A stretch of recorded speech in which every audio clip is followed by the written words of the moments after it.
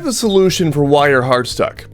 And it's not what you think. Diamond, Gold, Plat share one thing in common to what holds them back. Do you know what that is? Game sense? You're on the right track. Autopiloting.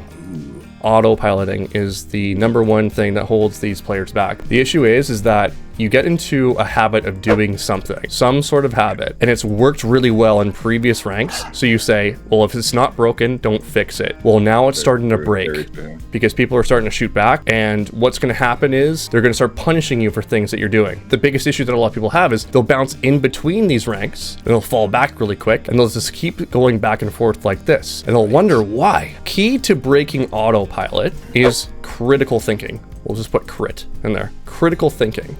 Okay, we do things not because, we do things for a reason. Examples of just because is the second round buy after you won a pistol. What's the thing that you normally buy after a pistol? I would buy a Spectre. Spectre, exactly. And so would everyone else who's stuck in the autopilot, okay? Because someone has told you to buy Spectre. Because yeah, they told me. Instead of buying the Spectre and defaulting the Spectre, we need to think about what we need for the situation in hand. Let's say that you're just KJ and you want to fight someone here and we won our first round. Easy question for you. Long range, medium range, short range. What is this kind of gunfight right here? It's looking like a mid-range fight, I guess. Spectre dominates in what range? Or close, I guess. Exactly. So here's the thing that happens. This guy buys a sheriff. He now has the advantage. So you need to start thinking about what fights am I going to take. The first fight you take right here, for example, that's medium to long range. Again, not benefiting the Spectre. Second one, medium to long range. Third one, medium to long range. Fourth one, medium to long range. So the entire time you're taking a sword into a gunfight, right?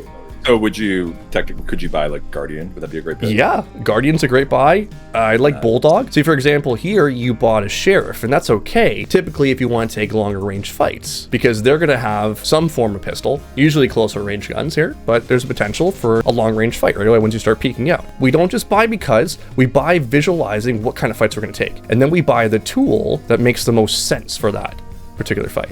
Okay? Makes total sense. Blowing my mind. It's one of those basic logic things where you're just like, oh yeah, right. What's going on behind it? So for example, your pathing right here is perfect for a ghost. Instead, I would have liked to see you peek this way, slightly longer, and dominate with that sheriff. This is the longest range weapon in the pistol round, right? True. Yeah. So try to benefit with that. Okay. Very true. And now you're gonna see another example where you're gonna dash in here. And now you're taking close range fights, right? So you go in here, and now every fight is awkward from this point on. Because you missed that one shot.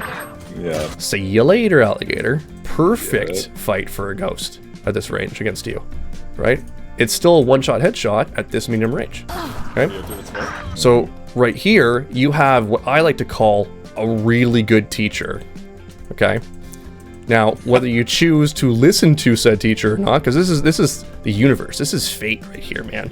This is fate, right? Fate is trying to direct you. And it's like sending you a message and saying, listen to me, you son of a bitch. Listen. So one of the things that you need to understand is that this is not Call of Duty. Have you ever played Call of Duty? I have.